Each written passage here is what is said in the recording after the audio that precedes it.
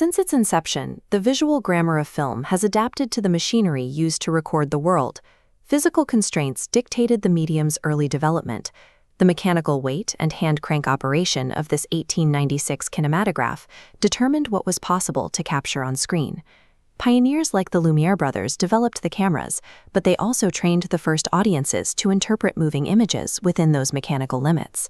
Over a century later, that language matured into the invisible camera, a perspective that navigates three-dimensional space to track characters through hallways or pan across landscapes. Screenlife cinema discards that physical space entirely. Narrative action now unfolds as a two-dimensional experience contained within a digital interface. Filmmaker and producer Timur Bekmambetov championed this formal constraint, proving a narrative could be driven entirely by the movements on a computer monitor. By trapping the story inside an operating system, the frame of the movie theater becomes identical to the device screens we look at daily. The 2026 release of Mercy pushes this format into high-budget science fiction. Screenlife originated in a low-budget sandbox, defined by webcam-based horror and the narrow scope of individual forensic mysteries. Mercy scales the environment to a hyper-surveilled Los Angeles in the year 2029. In this society, the state has outsourced its moral and judicial duties to an advanced AI judge named Maddox. Defendants never enter a physical courtroom. They are forced to log into a specialized, state-sanctioned digital legal network. To clear their names, characters must rapidly navigate a cloud of real-time data streams and surveillance feeds before the AI timer reaches a verdict. Centering the story on a high-stakes civic arena frames the Screenlife interface as a mechanism for automated justice and state control. Media theorists J. David Bolter and Richard Grusin describe remediation, the way new media forms borrow and comment upon older ones. Screenlife remediates the operating system, turning a cursor hovering over a send button into a high-stakes indicator of human psychology. The format first proved itself through webcam horror, led by titles like Unfriended. These early films used lag and dropped calls to generate domestic claustrophobia inside a teenager's bedroom. The genre later adopted the mechanics of procedural mystery with films like Searching. This phase transformed the screen into a dense archive of digital evidence, where characters cross-referenced spreadsheets and reverse-engineered passwords. This trajectory from private desktops to forensic databases provided the foundation for Mercy to move the interface into a public political arena. Early Screenlife films relied on messy digital realism to mirror the devices used by the audience. Haphazard windows and low-resolution video created a sense of unedited, found documentary immediacy.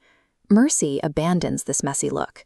In this split screen, the chaotic desktop on the left contrasts with a polished, futuristic telemetry map.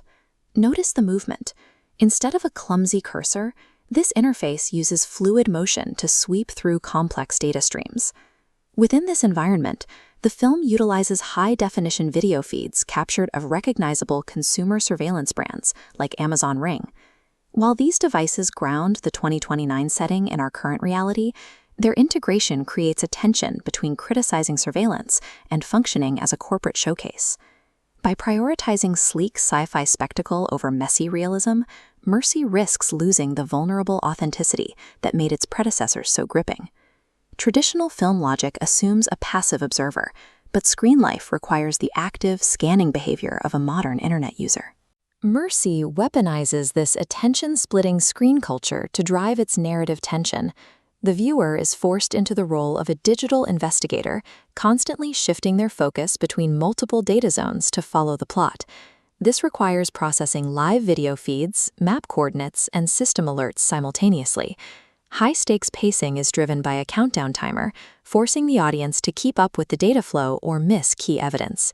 In this format, looking at the center of the frame might mean missing a critical notification in the corner of the screen. Watching becomes a demanding exercise in high-speed digital literacy, mapping the cognitive load of constant connectivity onto the cinematic experience.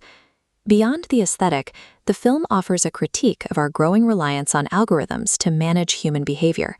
The movie portrays a world that has fully embraced Shoshana Zuboff's surveillance capitalism, the commodification of personal data for predictive purposes. In this near-future timeline, the commodification of personal data has evolved into the inescapable foundation of the legal system itself. This provides a modern update to Michel Foucault's analysis of social control and visibility. In the original Panopticon design, a central observation tower forced prisoners to assume they were always being watched, driving them to self-regulate. In the digital age, that central physical tower is removed, replaced by a decentralized web of glowing surveillance nodes. Surveillance in Mercy operates as an automated background process, embedded in every personal device, rather than personified in a visible guard. On the surface, the film warns against automated justice and the chilling loss of data privacy. However, the narrative structure reveals a deep contradiction during the film's resolution. The protagonist does not achieve safety by destroying the network or going off the grid. He survives by utilizing the system's tracking capabilities. His exoneration relies entirely on the precise data points generated by the city-wide tracking infrastructure. This implies that total surveillance is acceptable as long as the underlying algorithm doesn't misinterpret the data. Mercy proves that Screenlife can handle massive systemic themes, but it ultimately validates the surveillance apparatus it set out to condemn.